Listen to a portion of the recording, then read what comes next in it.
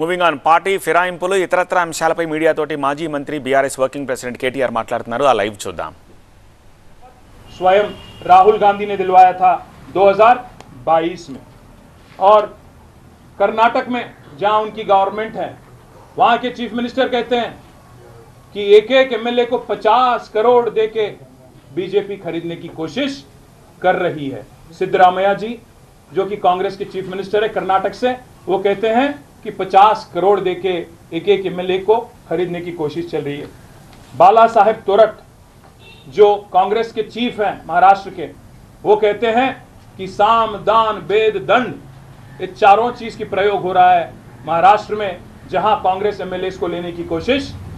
कर रही है बीजेपी और शिवसेना एकनाथ शिंदे वाली पार्टी। ये बाला साहेब तोरट का कहना है। और हरियाणा में अजीब सी बात है, हरियाणा में जहां आप देखेंगे उनके एक एमएलए कांग्रेस की किरण चौधरी जो कांग्रेस के टिकट से जीती और बीजेपी में शामिल हो गई, उनकी डिस्क्वालिफिकेशन के लिए आज भी कांग्रेस पार्टी लड़ रही है और उसको लेके कोशिश भी कर रही है। और सबसे अहम बात मैं आपसे कहना चाहता हूं, आज कांग्रेस पार्टी स्वयं मणिपुर में जब उनके एमएलए मणिपुर में डिफेक्ट कर गए, एक आदमी थे एमएलए श्याम कुमार जिन्होंने जीते तो वो कांग्रेस में थे, बदल गए बीजेपी में, और उसको लेके कांग्रेस ने काफी लड़ाई की और अल्टीमेटली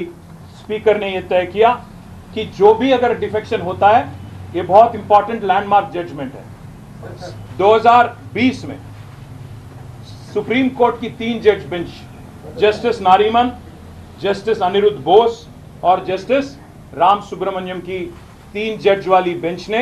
एक फैसला लिया था मणिपुर वाली केस में, जहां के पीसीसी अध्यक्ष, प्रदेश कांग्रेस कमेटी के अध्यक्ष केशव मेघचंद्र सिंह ने पिटीशन फाइल की थी सुप्रीम कोर्ट में श्याम कुमार जी के खिलाफ, और सुप्रीम कोर्ट ने यह जजमेंट दिया कि स्पीकर को 3 महीने के अंदर तय करना चाहिए डिस्क्वालिफिकेशन पिटीशन में। ये जजमेंट आया 2020 में, उसको लेके जजमेंट की कॉपी भी मैं आपको दे सकता हूं। उसको लेके आज श्याम कुमार जी को डिस्क्वालीफाई किया गया और उनको पद से हटाया गया। और हाल ही में जो एक किस्सा हुआ हिमाचल प्रदेश में, जब अभिषेक मनु सिंघवी जी कांग्रेस के राज्यसभा के उम्मीदवार थे, तो वहां के 6 लेजिस्लेटर कांग्रेस के बीजेपी को वोट दे दिए और राज्यसभा वाली इलेक्शन में, उसके खिलाफ भी आज कांग्रेस हिमाचल में आज लड़ रही है। मैं इसलिए पूछना चाहता हूं, जब आपके साथ गोवा में इलेक्शन होता है तो आप